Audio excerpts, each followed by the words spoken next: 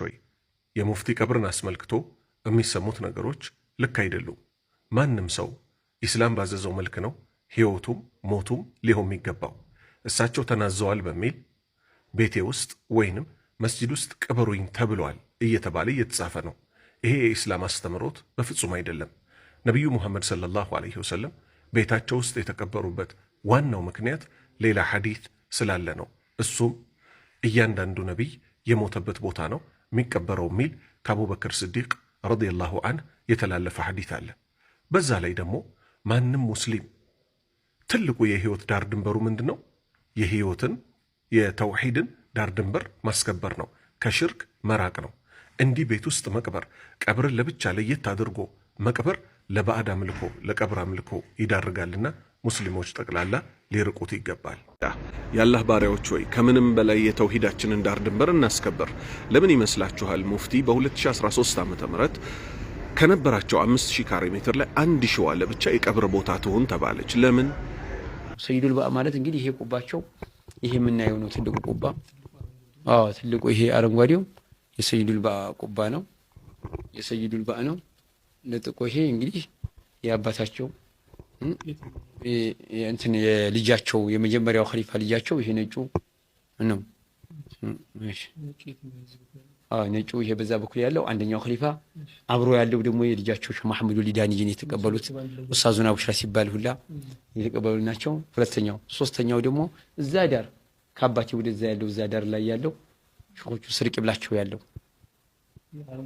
አረንጓዴው እሱ አላህና መሐመድ ያለው ባንድ ያለበት ስር ያለው የአረንጓዴው ሶስተኛው ኸሊፋ ናቸው። ጣሊያን ይሄንን ዱሪ እየሰራላቸው ለሳቸው ነው። ሙስሊሞች ትልልቅ የቀብር ቦታ ሳይኖራቸው ቀርቶ አይደለም። ዓላማው ግልጽ ነው። ይሄ ማንንም ለማታለል መሞከር አይገባም። ማንም መጣ ማንም ቢሰበሰብ ሚሊኒየም አዳራሽ አይደለም አለ የሚባል አዲስ አበባ ራሱ ጠቅላላ ተሰብስቦ ይሄንን ጥፋትነቱን ጥፋት አይደለም ቢል እኛ ጥፋት ነው ከማለት ወደ ኋላ አንልም። ለምን? ጌታችን አላህ ሱብሓነሁ ወተዓላ ስላሳወቀን። ሙስሊሞች ሆይ የተፈለገው ሰይጣናዊ አምልኮ አምልካችሁ ዘላለም ዓለማችሁን ጀሃነም እንድትገቡ ነው። የነብዩላህ ኑህ ህዝቦች ኑህ አለይሂ ሰላም 950 ዓመት የተላከባቸው ምን ሰርተው እንደሆነ ታውቃላችሁ? እንደዚህ ትልልቅ ሰው የሚባሉ የሚገመቱ ሰዎችን ምን አድርገው ቀብር ቦታ ከፍ አድርገው ሐውልት ሰሩላቸው። ከጊዜ በኋላ አመለኳቸው። እዚህ መጀመሪያ መግቢያ ቪዲዮ ላይ እንዳስቀመጥኩላችሁ የገታው ሸህ የሚባለው ከነ ልጆቹ እዚህ ቪዲዮ ላይ እንዳያችሁት ማለት ነው። መጀመሪያ ሲሞት ይሄኔ አልተመለከም ሊሆን ይችላል። ከጊዜ በኋላ ግን ይሄው ሰዎች ያመልኩታል። የገታው ሸህ ወይ እሱን እኮ በአይኑ ያየ ሰው አብሮት የሰገደ ሰው ጀሃነም አይገባም፣ እሳት አይነካውም የመሳሰለው የተባለለት ምን ሆኖ ነው?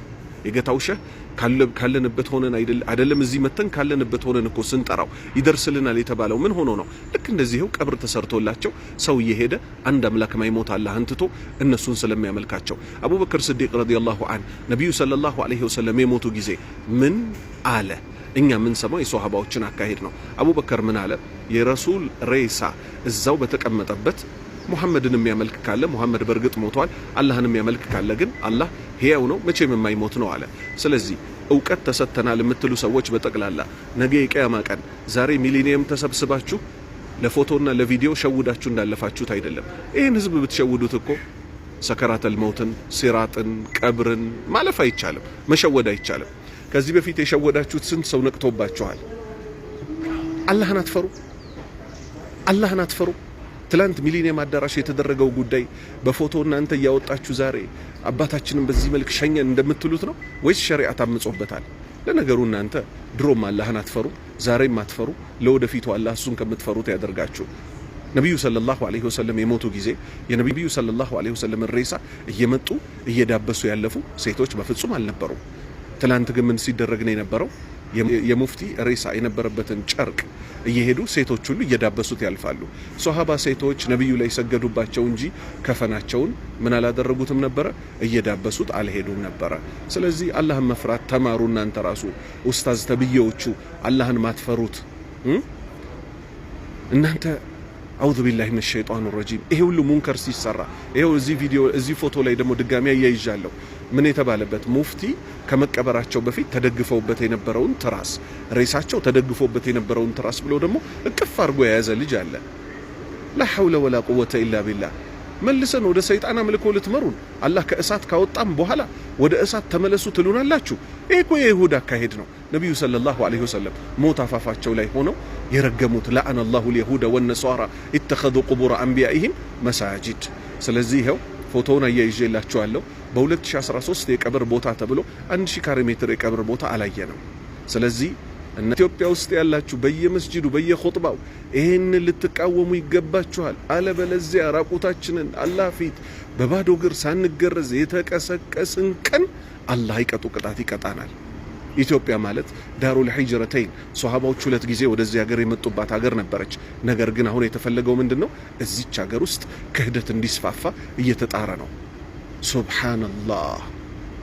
እኛ ሙፍቲን ከሚያመልኩት አይደለም ሙፍቲን ነብዩ መሐመድን ከሚያመልኩት አይደለንም። ለሳቸው ስጁድ አናደርግም። ለማን? ለሙፍቲ ለነብዩ መሐመድ ስጁድ እንደማናደርገው፣ ለፀሐይ ለጨረቃ ስጁድ እንደማናደርገው። ስለዚህ በተውሂዳችን ላይ አደራን በርታ። ሙስሊሞች ሆይ የሰው ጋጋታ እንዳይሸውዳችሁ። ሰው ተሰብስቦ ይሄን ሁሉ ነገር ዝም አለው ማለት ሐቅ ነው ማለት አይደለም። አልহামዱሊላህ ቁርአንና ሐዲስን አላህ Subhanahu Wa Ta'ala በሷሃባዎች አረዳድ ቁጭ አድርጎልናል። ያንን መከተል ብቻ ነው ከኛ የሚጠበቀው። የአላህ ባሪያዎች ሆይ ስለ ተውሂድ ዛሬም ነገም ልንነጋገር ይገባል። ብቸኛ የዱንያ ሀብታችን ይሄ ነው። ለሁሉም ሙስሊም ይሄን ትምህርት አድርሱልኝ። ማንንም ሲያጭበረብር እያየን ዝም ልንል አይገባም። ትላንት የተሰራው ስራ ሰይጣናዊ ስራ ነው። የሞቱ ሰዎች ሼክ ሆኑ፣ ዶክተር ሆኑ፣ ኡስታድ ሆኑ ከሙስሊሞች ጋር ነው ሊቀበሩ የሚገባቸው። ለብቻ መቀበራቸው እነሱ እንዲመለኩ መቀስቀስ ነው። አላህ ይርዳን። በህይወት እስካለን ድረስ በተውሂድ ላይ ኖረው ለተውሂድ ሲሉ ታግለው ሽርክን አዋርደው ከሚሞቱ ሰዎች አላህ ያደርገን። ኢና ሊላሂ ወኢና ኢለይሂ ራጂዑን። መልእክተኛው አለይሂ ሰላቱ ወሰላም ቀብር ሊሾ እንዳይደረግ እንዲህ ተስተካክሎ በሲሚንቶ ወይም በመሰል ነገር እንዳይሰራ፣ እንደዚሁም ደግሞ ማንም ሰው በቀብር ላይ እንዳይቀመጥ ውስጡ የተቀበረ ሰው እስካለ ድረስ ያው ምንም ቢሆን ሞት የሆነ ራሱን የቻለ መልእክት ያለው ነገር ነውና ክብር ያስፈልጋል። በዚያ ቦታ ላይ መቀመጥ ይከለከላል ካሉ በኋላ የመጨረሻው ደግሞ ወአን ዩብና ዐለይሂ በዚያ ላይ መገንባቱም የተከለከለ ነው ማለት ነው። ስለዚህ እንደሚታወቀው መልእክተኛችን አለይሂ ሰላቱ ወሰላም በቀብር ላይ መገንባትን እጅግ በጣም አትኩረት ሰጥተው ከልክለዋል። ምክንያቱም ይህ ቀብር በዚህ መልኩ ቦታው ከፍ ብሎ ሰዎች ሁሉ የሚያዩትና በዚያም ላይ ሲተላለፉ የማንነቱን ጉዳይ የሚያነሱ የሚጠያየቁ ሲሆን የተቀበረው ሰው ከሌ ነው ከተባለ ለዚያ ከጊዜ በዛትም ወደ አምልኮ እንዳይሻገሩ ያንን ሰው እንዳይመልኩ ያሰጋል። እና ይህንን ስጋት ለመቅረፍ ሲባል መልእክተኛው አስቀድመው የዚህን ነገር መነሻዎች ሊሆኑ የሚችሉ ነገሮችን ሁሉ ከልክለዋል ማለት ነው። እንደዚሁም አሁንም አልኢማም ሙስሊም በሰሒሓቸው እንደዘገቡት አቡል ሀያጅ አልአሰዲ ምን ይላሉ? አሊ ብን አቢ ጣሊብ ምን አሉኝ? መልእክተኛው እንድሰራ የላኩኝ ነገርን እንድትሰራ ልዘዝህ ወይ አሉት። አሊ ግን እንደ ተወካይ ይህን ነገር እንዲያስፈጽም ሲልኩት ምን አሉት? አላ ተደዓ ትምሳለን ኢላ ጠመስተህ፣ ሐውልትን ማለት ህይወት ያለውን ቅርጽ ይዞ የተሰራ ሐውልትን ሳታጠፋ እንዳታልፍ። ህይወት ያለው የሚባለው በእኛ በሸሪዓ አገላለጽ ሩህ የተነፋበት ማለት ነው እንጂ ለምሳሌ አታክልት ያው በሳይንስ ህይወት አላቸው ሊባል ይችላል። ግን ቁም ነገሩ ሩህ የተነፋበት ወይም ውስጡ ህይወት በዚህ ቋንቋ ወይም ገለጻ መሰረት የተሰራበት ለማለት ነው። እንዲህ አይነት ይዘት ኖሮት የተሰራ ሐውልትን ሳታጠፋ እንዳታልፍ። እንዲሁም ወላ ቀብረ ሙሽሪፈን ኢላ ሰወይተህ፣ ከፍ ያለ ከተገቢው በላይ ዓለማዎች በአንዳንድ ሐዲሶች ላይ ተመስርተው አንድ ስንዝር ያህል ይፈቀዳል ብለዋል። ከዚያ በላይ ከፍ ያለን ቀብር ሳታፈርስ እንዳታልፍ አሉት። ስለዚህ ይህ ቀብር ምንም እንኳን የጥሩ ሰዎች መቀበሪያም ይሁን የማንም ቢሆን ከተፈቀደው በላይ ከፍ ተደርጎ መሰራቱ መከልከሉ ይህንን ያሳያል። እንደዚሁም በሚታወቁት በርካታ ሐዲሶች ላይ መልእክተኛው አለይሂ ሰላቱ ወሰላም በተለይ ሊሞቱ ሲሉ አደራ ያስቀመጡበት ርዕስ ነው። ለዐነ አላሁ اليهود والنصارى اتخذوا قبور انبيائهم مساجد ብለዋል። ጁንዱብ ብን አብዱላህ የሚያስተላልፉት ሐዲስ ላይ ደግሞ ረሱል ሰለላሁ ዐለይሂ ወሰለም ከመሞታቸው 5 ቀናት በፊት የሚከተለውን ሲናገሩ ሰማኋቸው ይላል ከማብ ሰሒህ ሙስሊም። ምን አሉ?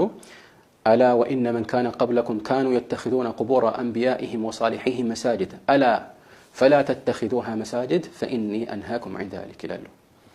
ከእናንተ በፊት የነበሩት ሰዎች የነብያቸውንና የደጋግ ሰዎችን መቃብር እንደ መስጂድ አድርገው ይገነቡት ነበር፣ የአምልኮ ቦታ ያደርጉት ነበር ማለት ነው። ልብ በሉ፣ በእነዚህና ቀደም በጠቀስኳቸው ሐዲሶች ላይ ሁሉ እነዚህ ሰዎች ቀብር ውስጥ ያሉትን ሟቾች የሚያመልኩ ሆነው አይደለም። በዚህ ርዕስ ውስጥ እስካሁን ምንም አይነት መረጃ ማቅረብ አልጀመርንም። ምክንያቱም ቁም ነገሩ እንኳን ቀጥታ ሌሎችን ማምለክ ይቀርና ሌሎችን ለማምለክ በር ሊከፍት የሚችል ተግባር እንኳን መከልከሉን ለማሳየት ነው። ምን ያህል ሸሪዓ በዚህ ጉዳይ ላይ አትኩሮት እንደሰጠ ለማስረገጥ ነው ማለት ነው። ምክንያቱም አንዳንድ ሰዎች የተለያዩ የሽርክ መገለጫዎችን የሚከለክሉ የቁርአን አንቀጾችን የረሱል ሰለላሁ ዐለይሂ ወሰለም አስተምሮቶችን በተመለከተ ይህ እኛን የሚመለከት አይደለም ወይ ሙስሊሞችን የሚመለከት አይደለም፣ ከሃዲያንን ወይ ደግሞ የመጽሐፍቱን ባለቤት ወይ ጣዖት አምላኪ የነበሩትን እንጂ ቀጥታ በእኛ ላይ እነኚህን አንቀጾች ወይ መልእክቶቻቸውን ተፈጻሚ ማድረግ አይቻልም ይላሉ። ይሄ ግን እጅግ በጣም ስህተት የተሞላበት አቋም ነው። ምክንያቱም ማንም ይሁን ማን ካፊሮችን ቢሆኑ አላህ ሱብሓነሁ ወተዓላ ከሆነ ነገር እንዲቆጠቡ ከመከራቸው ወይም ደግሞ አንድን ጥፋት እንዳይፈጽሙ ካዘዛቸው ይህ ትዕዛዝ እነሱን ብቻ ይመለከታል ማለት አይደለም። ምክንያቱም ዋናው ፍርዱ ከሚንጠለጠልበትና ከሚያያዝበት ምክንያት ወይም ዒላ ጋር አብሮ የሚጓዝ ነገር ነው። እናም ይሄ እንግዲህ የታወቀ ነው፣ ዑለማዎች ዘንድ የሚያጨቃጭቅም አይደለም። በዚህ ላይ ደግሞ ሰዎች ከሆነ ጥፋት የሚከለከሉት ነገሩ ጥፋት ስለሆነ ነው፣ ከአላህ ሱብሓነሁ ወተዓላ ሕግ ጋር የሚጋጭ ስለሆነ እሱ የሚፈልገውን ትተው ሌሎች እሱ ያላዘዘውን በተቃራኒው ደግሞ የከለከለው ነገር የሚፈጽሙ ከሆነ እነኚህ ሰዎች ሙስሊም ስላልሆኑ ብቻ አይደለም የተወቀሱት። በምን ምክንያት እንደተወቀሱ በእነዚህ ቁርአናዊና ሐዲሳዊ መረጃዎች ተገልጿል። ስለዚህ በዚህ ምክንያት እንደተወቀሱ ከተነገረ ይህንን ምክንያት እኛ ዘንድ ካገኘንም ልንጠነቀቅ ይገባል። ማንም ይሁን ማን እነኚህ ሰዎች የተወቀሱበትን ምክንያት ከፈጸመ ተወቃሽ ከመሆን አይደለም። ይሄ ግልጽ የሆነ ስሌት ነው። ያም ሆነ ይህ አላህ ሱብሓነሁ ወተዓላ በጥቅሉ ከየትኛውም የድንበር ማለፍ አይነት ይከለክላል።